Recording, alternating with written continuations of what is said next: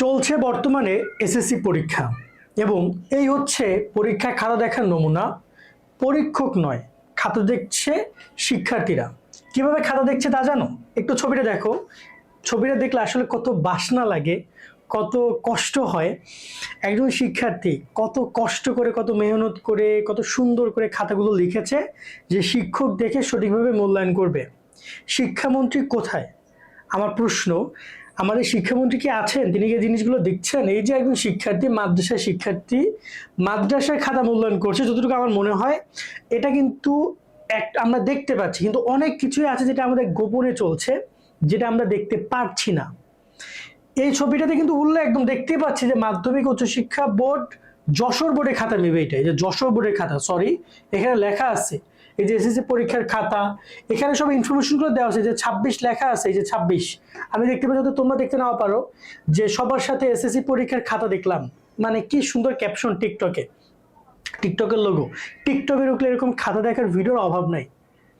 শিক্ষামন্ত্রী আপনি কোথায় স্যার? আপনার অন্তপক্ষে জিনিসগুলো এখন কি দেখবেন আপনারা? সঠিকভাবে মূল্যায়ন নিয়ে আপনারা অনেক কথা বলেন, শিক্ষকরা খাতা অনেকে নেয়ও না ভয়ে, যে যদি কোনো ভুল মূল্যায়ন করি। সেখানে এমন এমন কিছু নরপিচাস শিক্ষক নামে কলঙ্ক আছে যারা কিনা নিজেরা মূল্যায়ন না করে সেই খাতা দেখাচ্ছে অন্যদেরকে দিয়ে। এই যে নিয়ম অনুযায়ী নির্ধারিত পরীক্ষকদের প্রতিটি খাতা পুঙ্খানুপুঙ্খভাবে দেখার কথা থাকলেও অনেক ক্ষেত্রে ঘটেছে উল্টো। অভিযোগ উঠেছে কিছু দায়িত্বজ্ঞানহীন পরীক্ষক নিজে খাতা না দেখে তা শিক্ষার্থীদের মূল্যায়ন করিয়ে নিচ্ছে। অনেকে আবার বলতে পারে যে ভাইয়া এখানে তো মূল্যায়ন করছে না, এখানে ভরাট করতেছে। এই যে ভরাট করতেছে, তোমরা কি জানো একটা খাতার সবচেয়ে গুরুত্বপূর্ণ পয়েন্ট হচ্ছে ভরাটটা। কারণ এই ভরাটে যদি কোনো কারণে ভুল হয় তাহলে কিন্তু একজন শিক্ষার্থী পুরো অনেক ভালো লিখেও তার পুরো সাবজেক্টে ফেল আসবে। সো মূল্যায়নে তো করছি, খাতাও দেখছে, আবার এই ভরাটগুলো করছে শিক্ষকরা করাচ্ছে অন্যদেরকে দিয়ে। এরকমের হলে আসলে কিভাবে হবে? এটা নিয়ে বেশি বেশি শেয়ার চাই, যাতে করে শিক্ষামন্ত্রীর চোখে জিনিসটা পড়ে, অথবা তারা যেন এই বিষয়টা নিয়ে ব্যবস্থা গ্রহণ করে। যদি এমনই হয় তাহলে আর কোনো কিছু বলার থাকবে না একজন শিক্ষককে, একজন শিক্ষার্থীর। এত ভালো পরীক্ষা দিয়ে সে সঠিকভাবে মূল্যায়ন করছে না বা মূল্যায়নিত হচ্ছে না সে। এই যে খাতাগুলো বের করা কি খুব কঠিন? এই যে চেহারাগুলো বের করা, এদেরকে খুঁজে বের করা কি খুব কঠিন? এরা কি মাস্ক পরে আছে? এরা কি মেকআপ পরে আছে? এরা কি মুখে ওই যে মানকি টুপি দেওয়া আছে? এদেরকে খুঁজে বের করে এরা কোন শিক্ষকের কাছ থেকে খাতা নিয়েছে জেরা করে সেই শিক্ষকের শাস্তিটা তো আনা যায় না? একজন শিক্ষার্থী দুইটা বছর সে এসএসসি লেভেলে পড়াশোনা করেছে এই একটা পরীক্ষা দেওয়ার জন্য, এবং সেই খাতা যদি এভাবে মূল্যায়ন হয়, এই জিনিসটা আসলে কোনোভাবে আমার কাছে আমি মেনে নিতে পারছি না। ওরকম ভাবে আমাকে জিনিসটা ভালোও লাগছে না। এখন দেখার বিষয় এটাকে শিক্ষা মন্ত্রণালয় থেকে কিভাবে ডিল করছে জিনিসটাকে।